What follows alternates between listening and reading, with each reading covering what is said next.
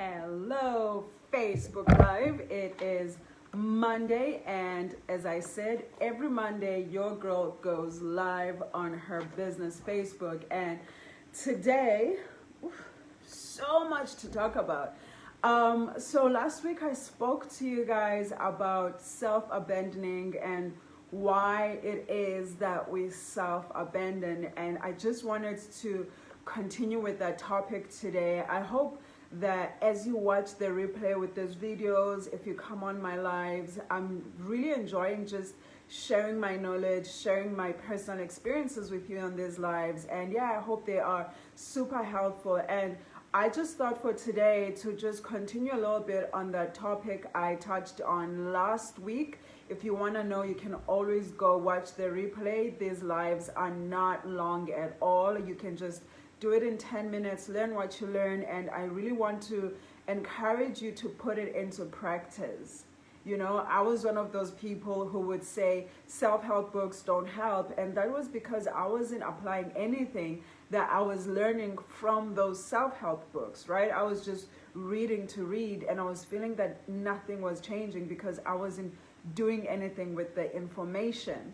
And I am sort of doing these lives in a way that is more teaching. So today I have my journal because I journaled what I want to share today because I want you to have as much value as possible. So today I want to talk about, just give you some practical ways of making sure that you don't self-abandon. That is, you always try to choose yourself, because when you choose yourself, and you go out and give yourself to other people, you do it from a much more happier place. So the first thing you have to do to make sure you're not self-abandoning is, one, you have to know yourself, right? You have to know who you are, what you want, what are your values, because if you don't know who you are, you will be so easily swayed at any direction. People will tell you who you are. I was somebody who was so defined by others, and now in my life I make sure that that never happens. I know who I am, and being sure and secure in who I am sure that I do not self-abandon. So the very first place to start is that self-awareness, because when you are self-aware, you can self-manage. One more time. When you are self-aware, you can self-manage. And so the very first place, the beginning brick that we have to lay to make sure that we are not abandoning ourselves, is to really take time to figure out who we are, what we want, and the best ways we can communicate that with ourselves. The best way I could define how you self-abandon when you don't know yourself is, have you ever been asked to do something, but like right in your gut, you're like, that doesn't feel right for me, but you go ahead and you do it anyway, going against whatever that gut feeling was? When you are sure of yourself and you are self-managing, you are secured in who you are, you don't ignore those gut feelings, and you are able to say, you know what, this goes against who I am, or I don't want to do that today. Simple. Like, when you know yourself, you can also easily say no. One of the ways in which we self-abandon is that need to please everybody, and that makes us incapable of saying no. No, I don't want to.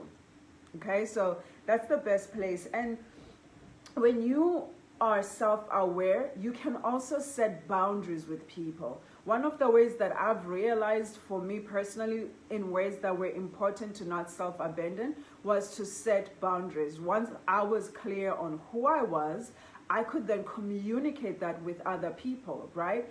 And we tend to fear setting boundaries in relationships that are intimate. We don't want to set boundaries with our families because we don't want to hurt their feelings. We don't want to set boundaries with our friends because we feel like, oh, our friends should like us. And by saying yes to everything they ask of us, that means they will like us. And we specifically don't want to set boundaries in our romantic relationships.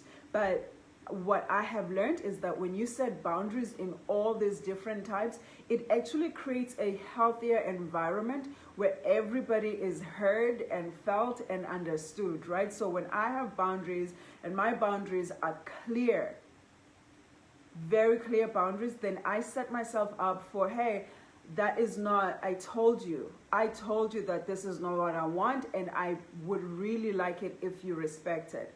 And what I wanted to get into today about boundaries is, how do you set them? Because it's very important to know what your boundaries are, to communicate your boundaries, to enforce your boundaries, and to respect your boundaries. So I'm just going to break it down real quick with those 4 things. The first thing is, what are your boundaries? What are the things that you want people to know and to respect about you? One of the boundaries that I would set, for example, is to say, I would prefer it if no one calls me after 8 o'clock. If my grandmother is not sick, if there's no emergency, do not call me after 8 o'clock because I'm sitting at home with my family and we are just enjoying our time together. That's a boundary. Or in the morning, this is what I do. I meditate and I don't want anyone invading that meditation time.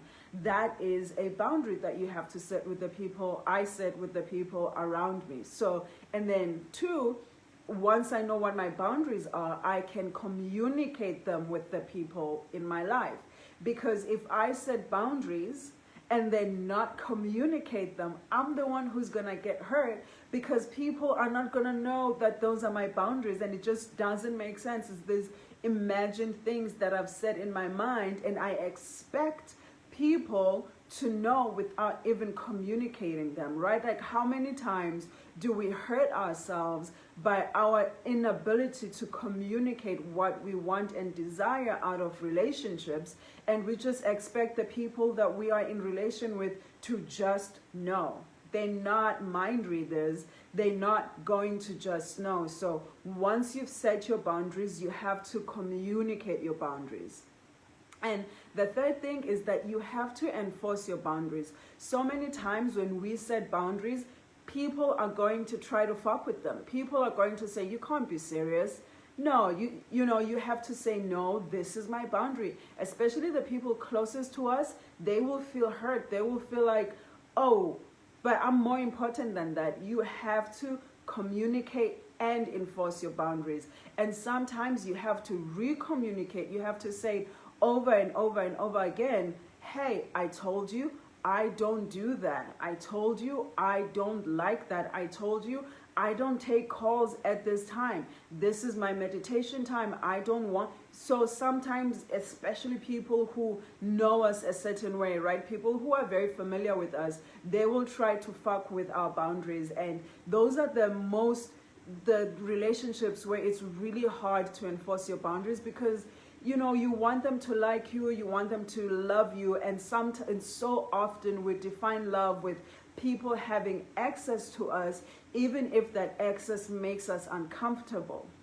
So enforcing those boundaries, especially with the closest relationships, is very important. And the 4th thing, and this is where I'm going to leave this, is respecting your own boundaries. I used to set boundaries and then I would be the first one to cross them. I would tell people, oh, I did this, and then go ahead and do this completely different thing. So what I'm saying is, if you have boundaries and you are the very first person to disrespect your own boundaries, you are letting other people know that your boundaries are just not respected. Hi, babes. So set your boundaries, communicate your boundaries, enforce your boundaries, and respect your own boundaries. And doing all of these things, coupling it with what I started and saying, you have to know who you are. If you are not self-aware, if you are not sure of who you are, what you want out of life, you won't even know what your boundaries are. So think of this as a house, and boundaries being one of the pillars of that house. Because when you have clearly communicated boundaries, you can move easier in life. So that's what I wanted to communicate and share with you today. And I hope, like I said in the beginning, I hope these videos are very helpful to you. And if you want me to continue any of these conversations with you, I am giving a free live coaching session, just 30 minutes, where we go through some of the topics that I talk about. And some of the people that I've spoken to have really enjoyed those and come back for actual coaching sessions. So do take advantage of that, and I'll speak to you again on Monday. I love you. If no one has said it to you recently, you are so loved, you are so honored, and you are so held. Bye.